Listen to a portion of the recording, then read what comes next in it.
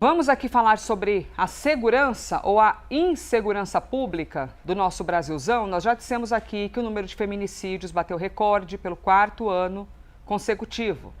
Falamos do número de mortes violentas, que caiu na maioria dos estados. Tudo isso faz parte dos dados do Anuário Brasileiro de Segurança Pública, que retrata também letalidade policial, gastos do governo federal para melhorar esse cenário e tudo mais.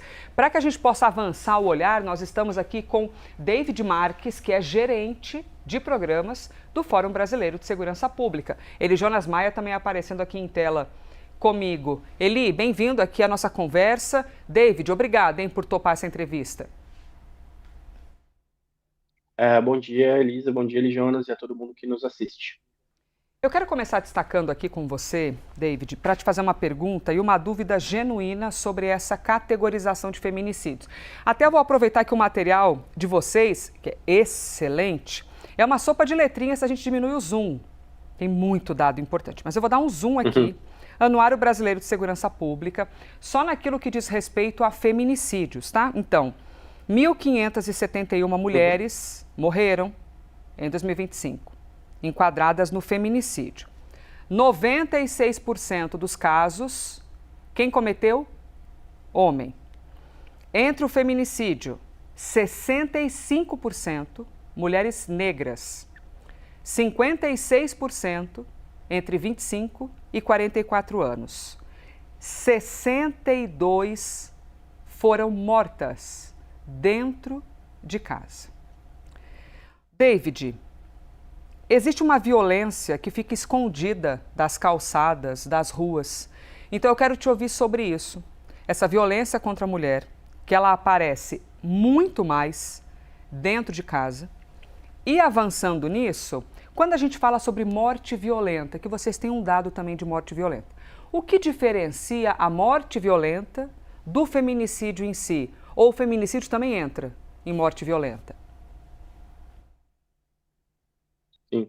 Bom, Elisa, morte violenta intencional é uma categoria que o Fórum criou desde 2015 para falar a respeito do conjunto das mortes violentas intencionais, né, como diz o título da categoria, no Brasil. Ou seja, a ideia é que a gente consiga retratar todo o fenômeno da violência letal que acontece no Brasil. Então, dentro dessa categoria, a gente tem os tipos criminais, né, os tipos penais de homicídio doloso, lesão corporal seguida de morte, latrocínio, que é o roubo seguido de morte. A gente tem aí também os feminicídios, né, e as mortes decorrentes de intervenção policial, ou seja, o conjunto dessas mortes. E aí, como vocês já destacaram, né, o indicador de mortes violentas intencionais ele teve uma redução, né, de mais de 8% entre 2024 e 2025. Só que na contramão disso a gente tem segue tendo crescimento de feminicídios. Ou seja, se a gente de alguma forma está vendo uma redução de alguma das principais modalidades de violência que acontece no ambiente público, a violência que acontece dentro das casas, né, dentro dos lares, ela segue crescendo. Né? Ela cresce contra mulheres, ela cresce contra crianças e adolescentes, o que torna tudo isso bem preocupante. Né? Eu acho só de específico dizer que o feminicídio, né, conforme a tipificação legal, é o homicídio doloso que acontece por motivo de gênero, né, por conta do gênero da vítima.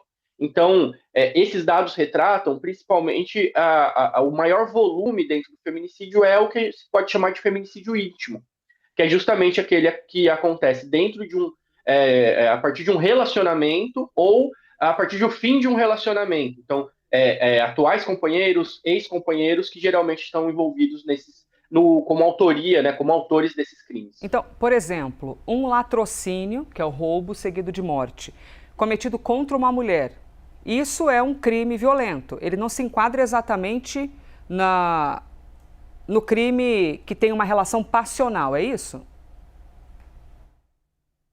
Exato. A gente tem uma diferença. A gente tem muito mais homicídios dolosos de mulheres, latrocínios que tem como vítimas mulheres, né, lesão corporal dolosa que tem como vítimas mulheres, que não são feminicídios. Isso, quem vai conseguir enquadrar, quem faz esse enquadramento é a autoridade policial, geralmente o delegado, a delegada que vai cuidar desse caso.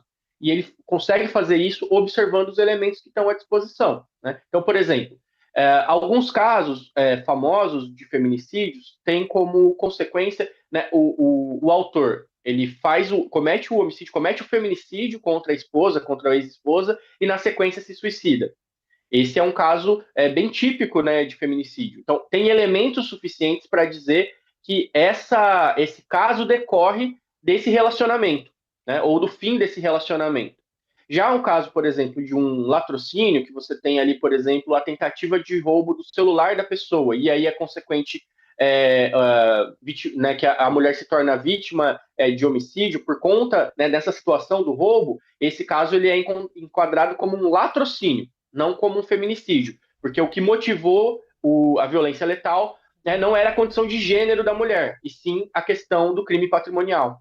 Muito bom ouvir a sua explicação, a diferença, porque infelizmente a gente tem alguns exemplares, né, de pensares no Brasil que dizem que é um, enfim, que é um grande absurdo você falar sobre feminicídio. Eu até sinto vergonha de dizer isso, né? É estranho sair nessas palavras da minha boca, mas alguns exemplares no Brasil falam alguns absurdos. Eli Jonas. David, obrigado pela presença. Uma dúvida e uma avaliação sua que eu queria aqui para quem está acompanhando a gente. Os números de feminicídio aumentaram mais uma vez, infelizmente, um recorde no Brasil, e os números de homicídio, que é a morte violenta, diminuiu em 13 anos. Mas o perfil das vítimas continua o mesmo na sua avaliação? Como que foi essa análise do Fórum Brasileiro de Segurança Pública, até mesmo mostrando aí, como a Elisa trouxe, 65% dos feminicídios é de mulheres negras. O perfil continua o mesmo? Sim. Infelizmente, a gente ainda tem sim uma permanência do perfil. E isso é algo que, quando muda muito gradativamente, muito paulatinamente, né? Então a gente não observa variações muito grandes no perfil da população.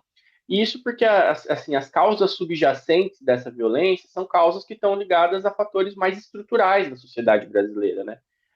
Um olhar transversal para o anuário, se você pegar todos os indicadores que a gente consegue fazer a desagregação por raça, cor das vítimas, vai mostrar que temos sempre sobre-representação de vítimas negras, né, entre as vítimas, né, entre as principais vítimas desses tipos de crimes. Isso vale para as mortes violentas intencionais, vale para os feminicídios, vale para as mortes decorrentes de intervenção policial, que as pessoas negras são 3,5 vezes mais vítimas de letalidade policial do que as pessoas brancas, né? Então, você tem essa sobre-representação que, quando a gente olha isso, olha também o sistema prisional, a população prisional também é majoritariamente negra, né?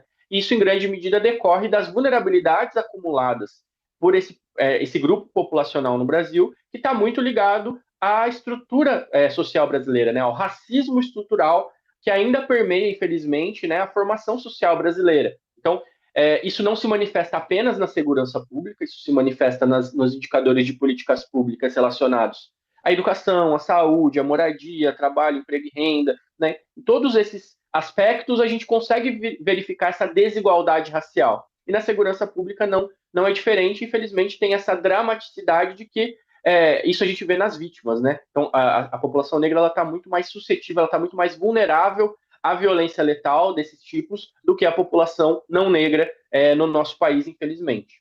Eu quero usar, por favor, mais um recorte que vocês trazem e, assim, até durante essa pergunta, enaltecer o que é o trabalho de vocês. O anuário, ele serve para a gente refletir por mais de ano, é que o anuário, como o nome diz, né, é anual. A gente poderia ficar muito mais que isso, refletindo, interpretando os dados, porque é o raio-x do nosso Brasilzão. Vamos trazer aqui a violência policial para a conversa? Letalidade policial. Repito, tá, gente? Se você chegou agora, eu estou usando o próprio documento do anuário, que é fantástico, fantástico. Vocês, professores, por exemplo, levar para as escolas, falar sobre isso. Nas escolas tem muitos números. Letalidade policial. Intervenções policiais vitimaram 18 pessoas por dia em 2025. Foram 6.602 vítimas. E aqui, do lado, 60 mil vítimas em uma década. Ô David, aí aqui, claro, os negros, nenhuma novidade, né? Os números atestando a realidade. Os negros morrem 3,5 vezes mais que os brancos em intervenções policiais.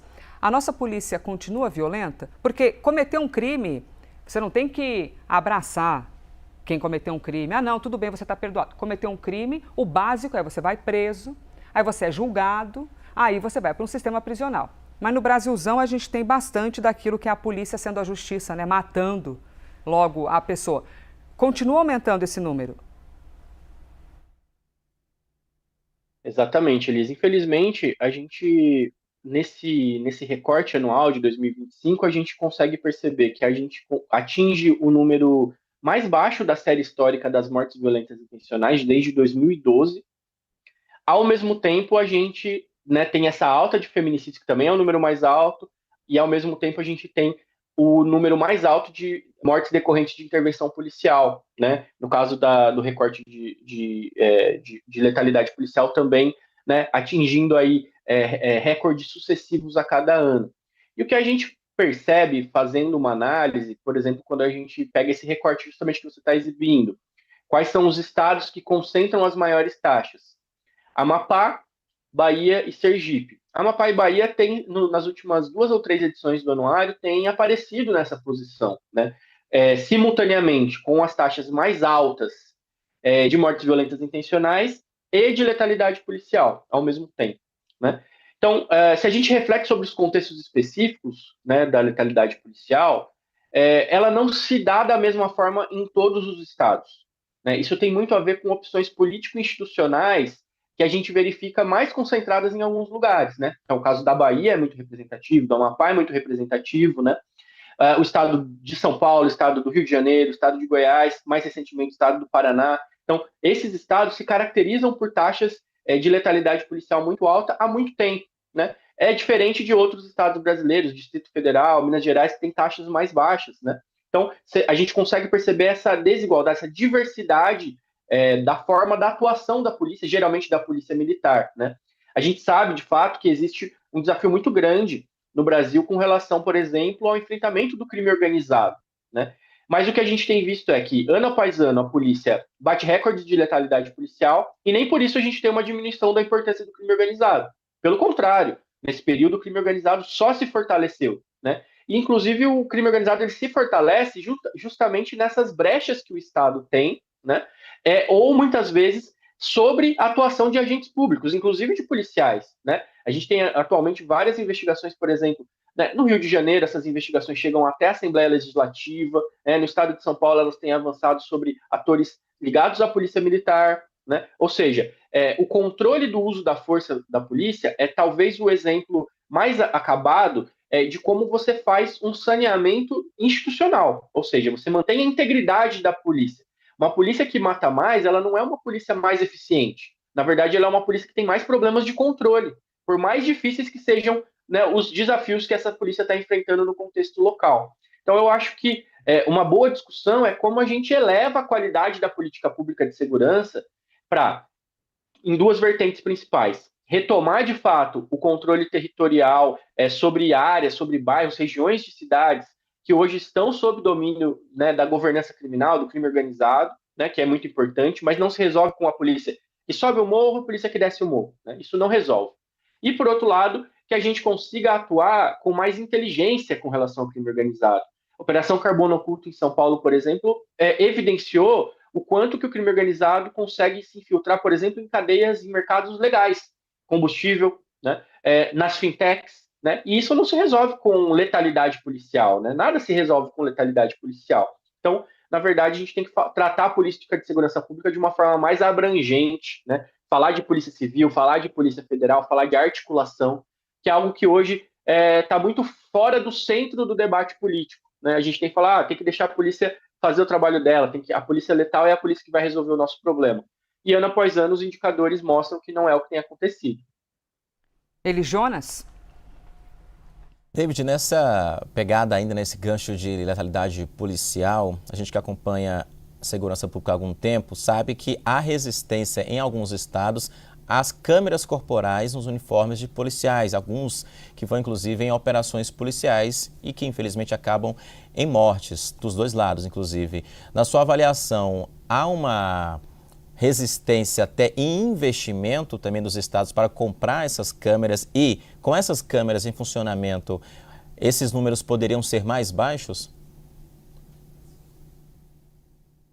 Olha, Eli, Jonas, eu acho que o melhor caso para a gente discutir que explicita o contexto é o caso de São Paulo, né? Então, a gente teve aqui um programa implementado a partir de 2020 que foi muito bem sucedido, porque a câmera por si só, e eu acho que isso é importante a gente ressaltar, a câmera por si só ela não resolve nada, né? Ela é um instrumento que, se não tiver articulado a uma política, ela vai trazer poucos resultados. E no caso de São Paulo, a partir de 2020, a gente teve a implementação das câmeras como principal ferramenta, mas associada a uma agenda estatal de controle do uso da força da polícia, de um controle maior sobre a atuação policial de uma forma mais ampla, né? A câmera, ela não ajuda só em situações de uso da força, né, de letalidade policial. Esse é o caso mais extremo que ela pode ajudar, né? Mas ela ajuda a verificar cada contexto cotidiano da interação policial, né?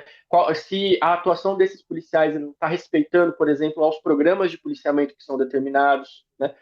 A territorialidade da atuação policial, os policiais estão passando nos lugares que o planejamento diz que eles deveriam passar, ou seja, é um pouco mais amplo do que isso. E essa resistência que alguns setores das polícias, e principalmente da política, tem demonstrado, é que a gente, muitas vezes, você ter esse elemento acaba atrapalhando algumas práticas que não são as melhores práticas que a polícia deveria ter, né? Então, portanto, acaba expondo essas situações e minimizando a capacidade da polícia sair um pouco desse planejamento. Então, por isso que a gente tem tanta resistência, né, à utilização desses equipamentos. E aí, no caso de São Paulo, depois que houve a mudança de gestão e depois de um tempo a mudança do programa, a gente passou a ter uma câmera que não grava ininterruptamente. Que os policiais eles acionam ela, né, na medida em que os interessa. E isso dificulta muito, diminui muito a efetividade do programa. E aí a gente viu, na verdade, um movimento contrário. A letalidade em São Paulo ela volta a crescer, né, de uma forma que a gente não esperaria, né? E não coincidentemente, vão surgindo outros casos, vários, né, casos relacionados a desvios de conduta de policiais militares, né, que talvez num contexto com maior controle a gente não teria, não observaria da mesma forma. David Marques, gerente de programas do Fórum Brasileiro de Segurança Pública. Ô David, aquela arte com todos os números que eu estava usando, as pessoas conseguem acessar facilmente no site do anuário ou podem solicitar? Porque isso é muito bom para os professores, professoras levarem para as escolas para conversar com os alunos. Perfeito, Elisa. Todo o material do Anuário Brasileiro de Segurança Pública está disponível no site. Perfeito. É gratuito, todo mundo pode acessar. Tem o relatório completo, o infográfico, tem os dados em Excel para quem quer mergulhar um pouco mais nos dados. A gente colocou também à disposição nas redes sociais, Instagram, LinkedIn, enfim. Está tudo aí à disposição de toda a sociedade brasileira. Fantástico, muito obrigada, David. Eli Jonas, obrigada pelo papo também. 10h56, é isso.